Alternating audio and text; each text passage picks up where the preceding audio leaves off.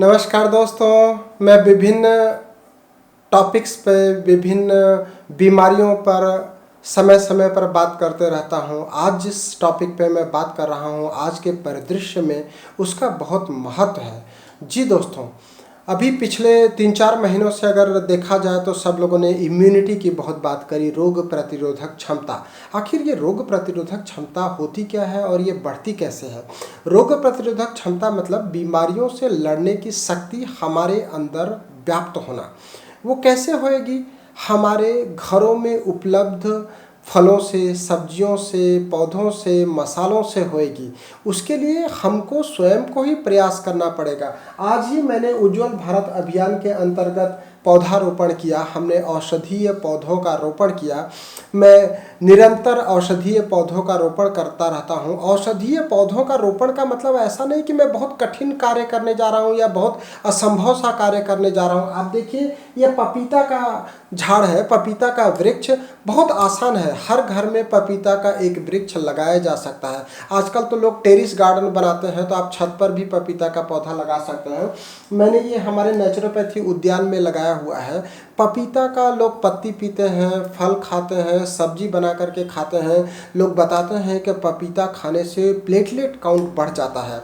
और अभी बारिश का मौसम है, बारिश में डेंगू हो जाता है, डेंगू में प्लेटलेट काउंट कम हो जाता है। तो पपीते का सेवन यदि आप लगातार साल भर करते हैं तो आपकी इम्यूनिटी अच्छी रहेगी, आपकी रोग प्रतिरोधक क्षमता अच्छी रहेगी और आप बीमार ही नहीं होंगे। क्यों नहीं बीमार होंगे? क्योंकि आपका खून कम नहीं होगा। पपीता मीठा है, जिनको डायबिटीज़ है वो उसके कच्चे पपीते के फल की सब्जी बना करके खा सकते हैं। इसी तरीके से हमारे घर में आंवला होता है।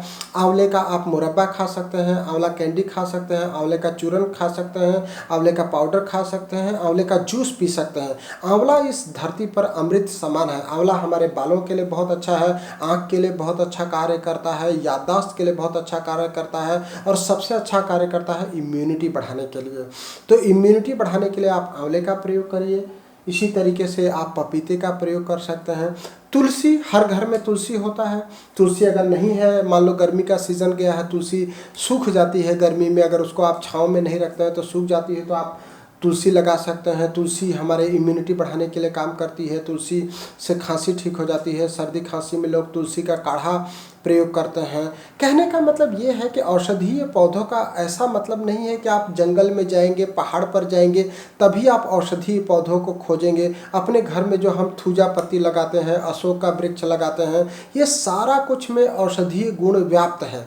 अगर उसका प्रयोग आप तरीके से करेंगे तो आपको बहुत फ़ायदे होंगे। हमारे घर में उपलब्ध है हल्दी, अनार के कई लोगों के वृक्ष घरों में होते हैं। अनार खाने से भी हमारा हीमोग्लोबिन बढ़ जाता है, खून बढ़ जाता है।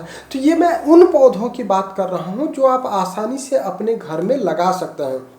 इसके लिए बहुत ज़्यादा जगह की आवश्यकता नहीं होती है। हमने तो ये देखिए, तिल्ली का भी पेड़ लगाया है। तिल्ली में भी ऑयल होता है और प्रोटीन होता है, तो इसलिए वो खून बढ़ाने के लिए काम करता है। हमने जो नेचुरोपैथी उद्यान बनाया हुआ है, वहाँ पे हम लोग गोबर की खाद से सब्जियां उगा रहे हैं। अभी बहुत सारी सब्जियां लगी हुई है, बैगन लगा हुआ है, भिंडी लगा हुआ है, पालक लगा हुआ है और भी तमाम प्रकार की सब्जियां लगी हुई है। यही हम पिछले 3-4 महीनों से खा रहे हैं और हमारे दोस्तों को भी पहुंचा रहे हैं, कुछ मरीजों को भी देते हैं। इसी तरीके से फल लगा रखा है।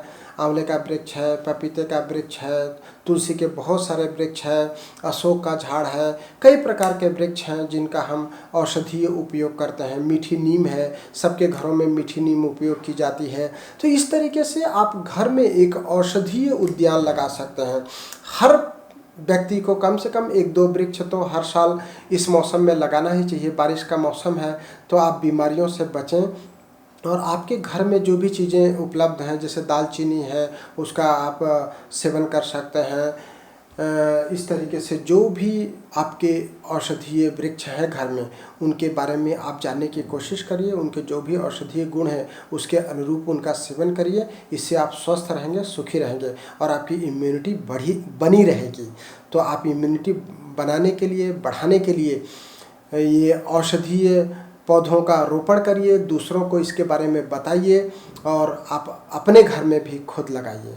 थैंक यू, धन्यवाद।